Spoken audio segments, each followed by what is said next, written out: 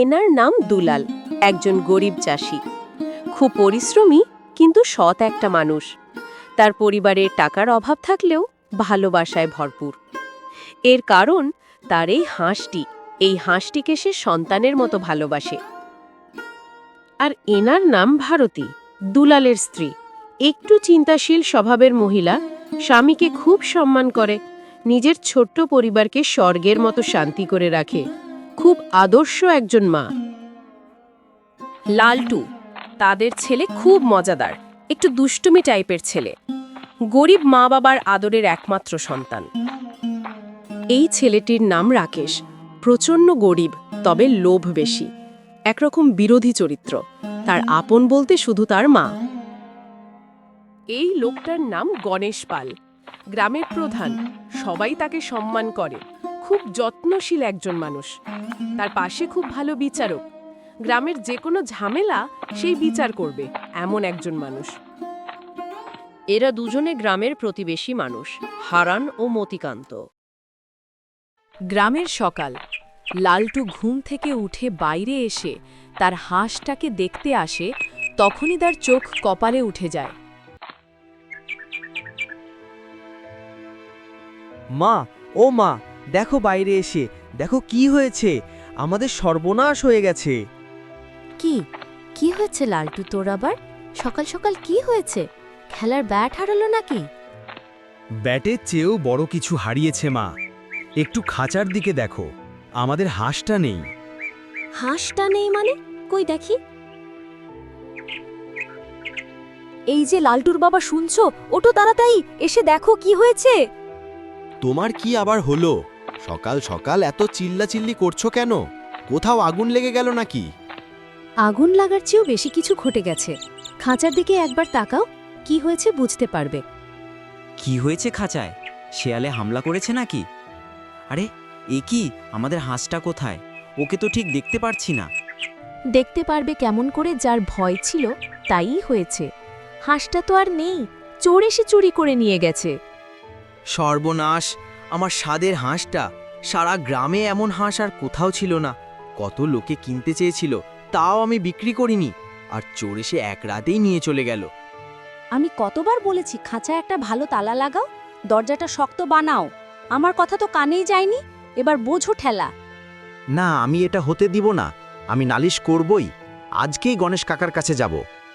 তুমি এমনি কার নামে নালিশ দিবা? চোরকে দেখেছো? তুমি তাকে চেনো? দেখিনি তো কি হয়েছে? আমি জানি এই কাজ কার হতে পারে। গ্রামের কে এই কাজ করতে পারে? ওই রাকেশ ছাড়া আর কেউ না। চুপ করো, প্রমাণ ছাড়া কাউকে দোষী বলতে নেই। পরে বিপরীত হতে পারে, তখন আমাদেরই সমস্যা হবে। কিসের আর প্রমাণ? তার চোখ দুটো দেখেছো? এদিক ওদিক ঘুরে। কোনো কাজকর্ম নেই, তবুও তাদের সংসার চলে। আমি নিশ্চিত সেই এই কাজটি করেছে। মাথা গরম করে কিছু করো না। আগে গ্রামের প্রধানের সঙ্গে কথা বলে দেখো, তারপর যে কিছু করো। পাড়ার চায়ের দোকানে হারান ও মতিকান্ত আর কিছু লোক বসে আছে। দুলালের চুরির ব্যাপারে প্রকাশ হচ্ছে। মনে হচ্ছে গ্রামে শান্তিতে থাকাই বড় দায়। কেন মতি, কি হয়েছে? দুলালদার বাড়িতে আবার কাল রাতে চুরি হয়েছে, ওই তার হাঁসটা। কি বলো? আবার দুলালদার বাড়িতেও গত সপ্তাহে তো আমারও বাড়িতে 2টা মুরগি চুরি হয়েছিল। আমি ভাবছিলাম শেয়ালে খেয়েছে বলে আমি কিচ্ছু বলিনি। আরে এটা নতুন কিছু না, এই চুরির উৎপাত তো অনেক দিন ধরেই চলছে। কেউ ভয়ে মুখ খোলে না তাই। কিসের আবার ভয়? ও চোর মানেই চোর। একদিন ধরে আচ্ছা মতো ধোলাই করলেই তো হয়। তুমি এমনি কাকে ধোলাই করবে? আগে চোরকে তো ধরতে হবে। সে তো আর সবাইকে বলে বেড়াচ্ছে না যে সে চোর। কিন্তু আমাদের সবার সন্দেহ তো শুধু একজনের দিকেই যায়। কে? ওই রাকেশের কথা বলছিস না? আমারও তাই মনে হয়। ও ছাড়া আর কে হতে পারে? সারাদিন শুধু টই টই করে বেড়ায়। এমনি করে তো তার সংসার চলার কথা না।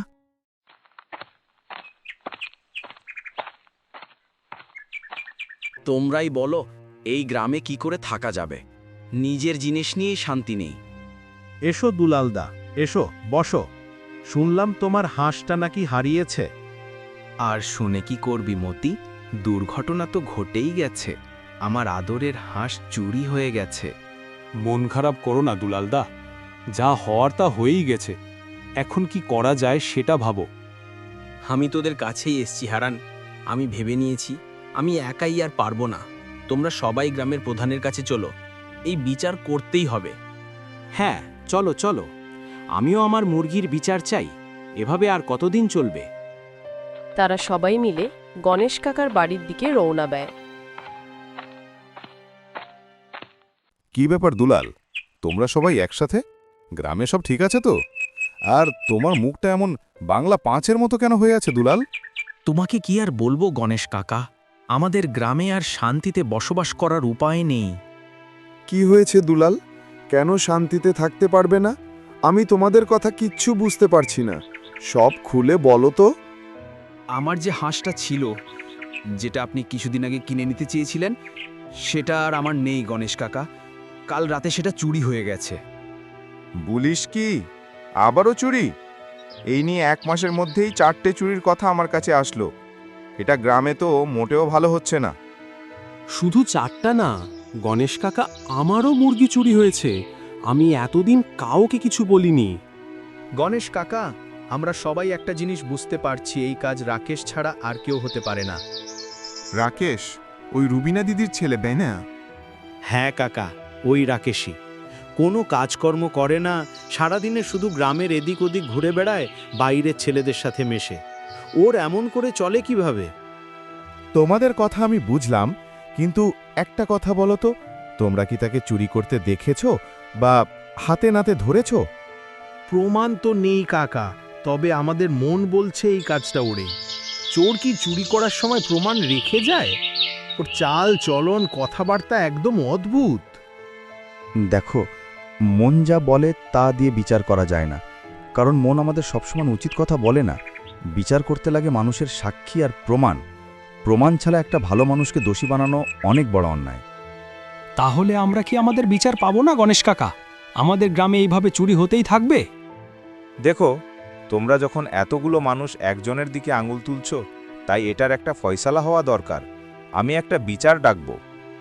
কবে ডাকবেন গণেশ কাকা? আজ বিকেলে আমার এখানে বিচার বসবে। গ্রামের মানুষকে খবর দিয়ে দাও, আর কেউ রাকেশকেও খবর দিয়ে আসো। তার কথা তো শুনতে হবে।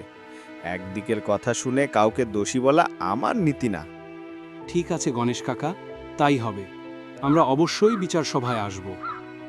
আর শোনো, রাকেশকে কেউ যেন চেঁচামেচি মারামারি না করে।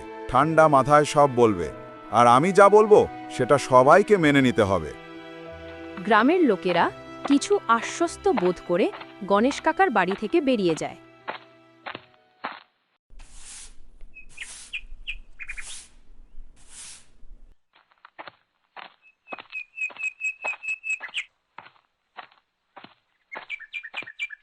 কিরে রাকেশ, তুই এখন ফিরলি? কোথায় ছিলি সকাল থেকে? কোথায় আর যাব, রতনের সঙ্গে একটু বটতলায় বেড়াতে গিয়েছিলাম। রতনের সঙ্গে তোর কিসের এত খাতির রে? ওর সঙ্গে মিশিস না বাবা। রতন ছেলেটা ভালো না, ওর সঙ্গে থাকলে লোকে তোকে খারাপ বলে।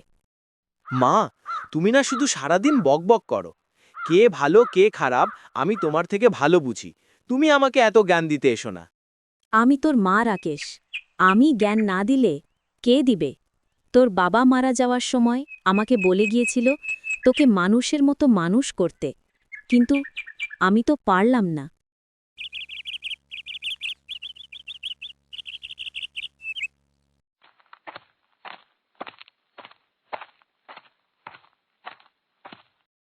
রাকেশ, বাড়িতে আছিস? একটু বাইরে আয় তো। কেন, কি হয়েছে? আমার আবার কি দরকার? তোর সঙ্গে কিছু কথা আছে। গণেশ কাকা তোকে যেতে বলেছেন। গণেশ কাকা আমাকে? কেন? আমি আবার কি করলাম? সেটা তুই গেলেই বুঝতে পারবি। বিকেলে তার বাড়িতে বিচার বসবে, তোর নামে নালিশ আছে। আমার ছেলের নামে নালিশ? ও আবার কি করেছে বাবা? দুলালদার বাড়ি থেকে হাঁস চুরি হয়েছে। গ্রামের সবার সন্দেহ এই কাজ রাকেশ করেছে। কি? আমি চোর? এমনটা কে বলেছে? দুলাল বলেছে? আমি তার কি ক্ষতি করেছে যে ও আমার নামে মিথ্যে বদনাম করছে?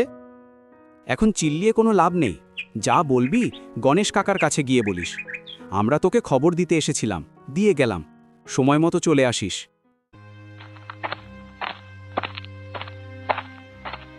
আমার কপালে এটা লেখা ছিল? লোকে তোকে এখন চোর বলে, আমি এখন পড়ার লোকের সামনে যাই কি করে? তুমি এমনটা বলো না মা, আমি চুরি করিনি, আমি কোনো হাঁস নিইনি, ওরা সবাই মিলে আমাকে ফাঁসানোর চেষ্টা করছে। তাহলে তুই বিচার সভায় যাবি বাবা, আর গিয়ে সব খুলে বলবি। ভগবান যদি চান তাহলে তুই নিশ্চয়ই নির্দোষ প্রমাণিত হবি। হ্যাঁ, আমি যাব, আমি অবশ্যই যাব। গিয়ে দেখব প্রমাণ ছাড়া ওরা আমার কি করতে পারে। আমার নাম রাকেশ, আমিও দেখিয়ে দেব যে আমাকে ফাঁসানোর ফল কি হয়।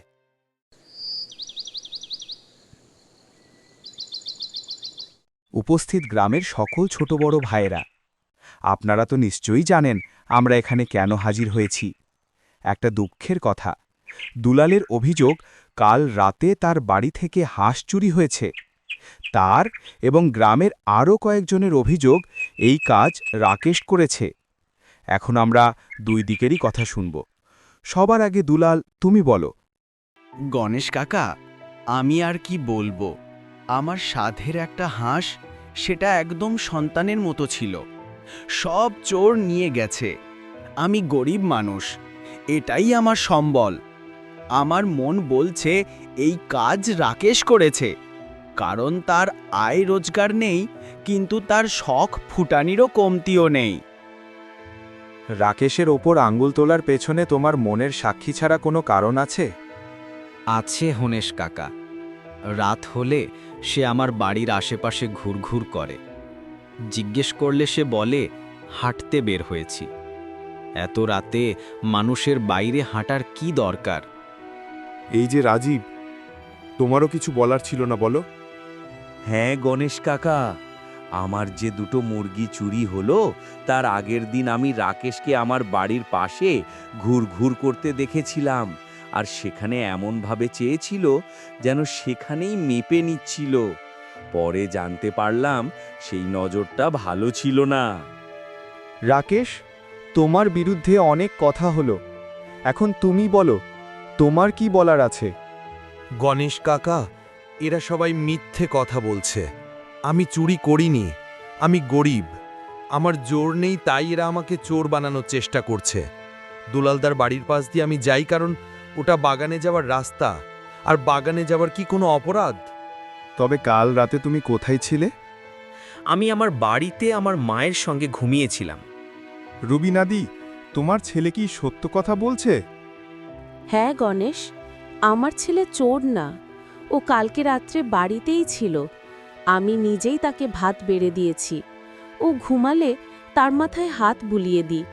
আমার ছেলে এমন কাজ করতে পারে না, তোমরা তাকে মাফ করে দাও। আরে, মায়ের মন তো ছেলের জন্য কাঁদবেই। মা কি আর ছেলের বিরুদ্ধে সাক্ষী দেবে? চুপ করো সবাই, ব্যাপারটা আসলেই জটিল। এক পক্ষে আছে অভিযোগ আর এক পক্ষে আছে অস্বীকার, কিন্তু কোনো পক্ষের কাছেই কোনো প্রমাণ নেই।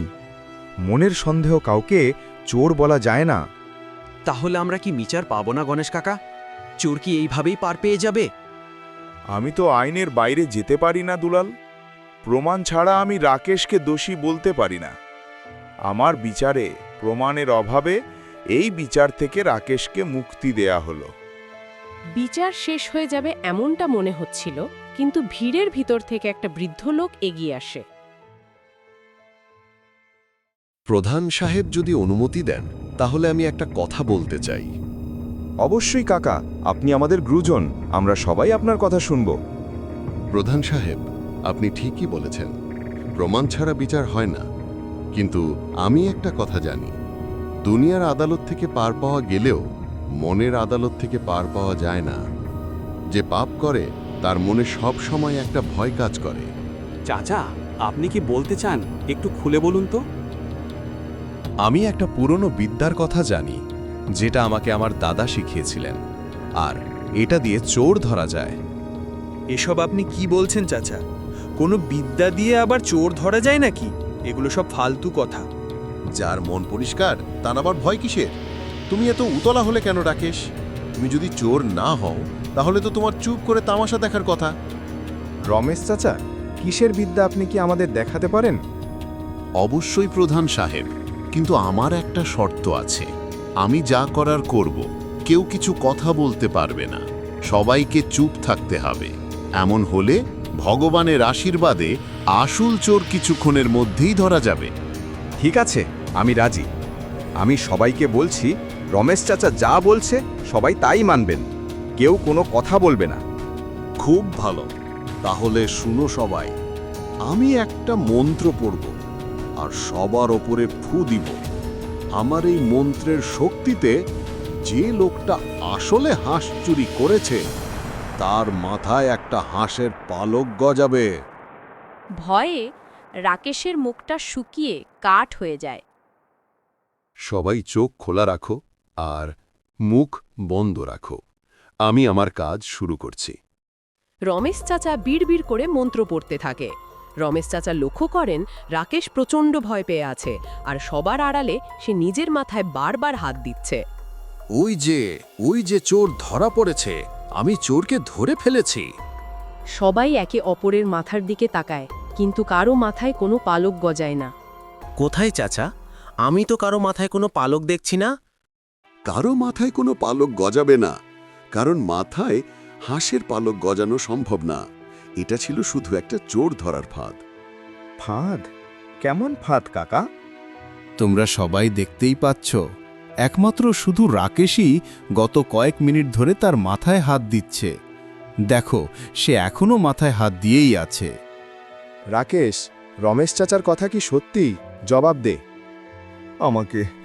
আমাকে আপনারা মাফ করে দিন গণেশ কাকা, আমার অনেক বড় ভুল হয়ে গেছে। তাহলে তুই আমার হাঁস চুরি করেছিস? হ্যাঁ, আমি করেছি। আমি রাজীব দাদের মুরগি চুরি করেছি। আসলে আমার টাকার খুব দরকার ছিল।